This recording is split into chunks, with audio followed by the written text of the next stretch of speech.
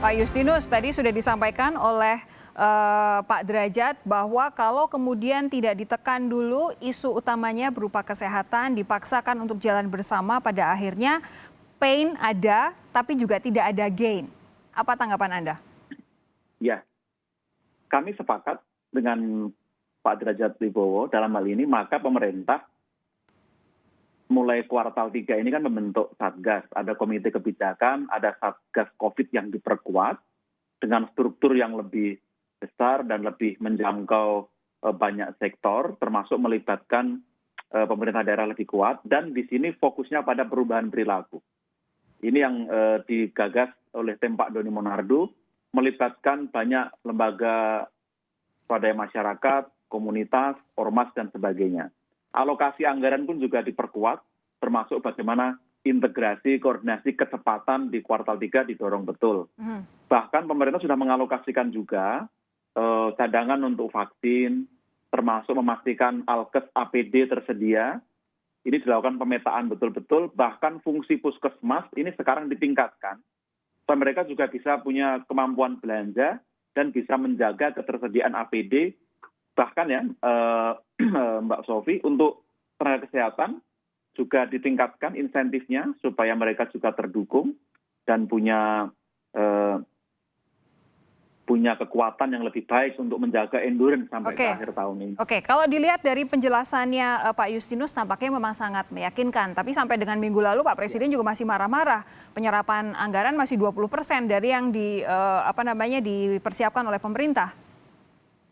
Ya, memang betul anggaran untuk stimulus ini baru 20%, tetapi kalau kita breakdown memang yang dihibahkan itu sudah cukup besar. Untuk kesehatan misalnya, dari 87 triliun itu sudah 44 triliun dihibahkan, artinya sudah siap dibelanjakan, siap untuk melakukan pengadaan barang dan jasa.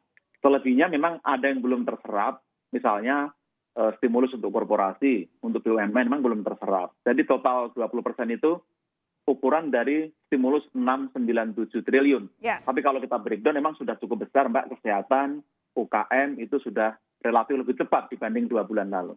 Pak Derajat, Anda meyakini apa yang sudah direncanakan oleh pemerintah seperti tadi yang disampaikan oleh Pak Justinus ini cukup efektif untuk memastikan kuartal ketiga kita tidak semakin terpuruk?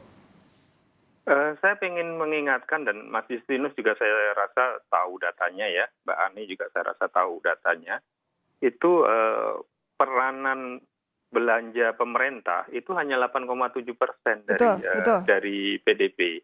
Jadi kalaupun digenjot berkali-kali lipat, itu nggak bisa menggantikan anjloknya konsumsi dan anjloknya investasi atau PMTB, ya, pembentukan modal tetap bruto.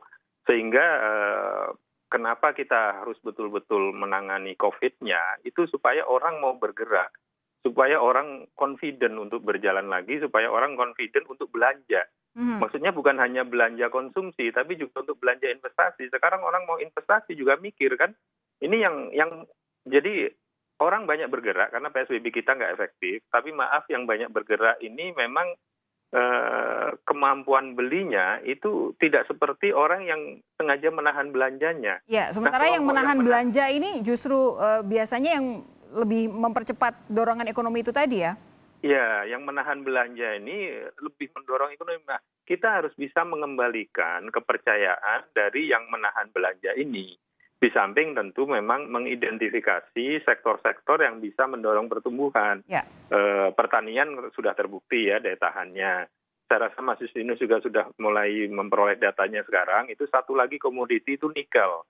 Itu sayang sekali kalau nikel sekarang ini kita karena ingin mendorong dua grup besar yang kebetulan PMA ya, satu namanya Virtu, satu lagi SMI, itu kita menutup ekspor, walaupun betul untuk jangka panjang, tapi dalam kondisi seperti sekarang, ini kalau kita menutup ekspor itu ada kerugian kehilangan penerimaan pemerintah, hitungan saya itu 1,6 triliun ya, kemudian ada 9.000 pekerja itu yang sebenarnya malah bisa memperoleh penghasilan antara 4 sampai 7 juta kalau ekspor dibuka lagi. Nah, jadi ada beberapa sektor-sektor yang perlu diidentifikasi yang kira-kira tingkat pergerakan manusianya itu tidak terlalu besar, tetapi dia bisa meningkatkan pertumbuhan.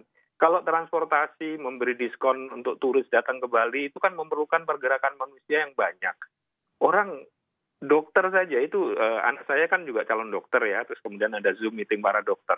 Itu dokter yang bertugas di depan mengatakan, kami itu nggak butuh insentif 15 juta itu, karena kami ini taruhan nyawa di depan ini. Nggak bisa Yang dibutuhkan pulang, ya. adalah Yang dibutuhkan adalah pemerintah menjalankan public health measures itu dengan benar-benar. Track and test, tracing dikuatkan dan segala macam lah. Itu teorinya ada banyak itu. Oke, terakhir untuk Pak Justinus tanggapannya, kita sudah kehabisan waktu, pendek saja. Ya, saya rasa pemerintah berkomitmen untuk terus menyusun kebijakan yang kredibel, akuntabel, dan sungguh-sungguh ingin mengatasi pandemi ini bekerjasama dengan semua pihak, dengan rakyat.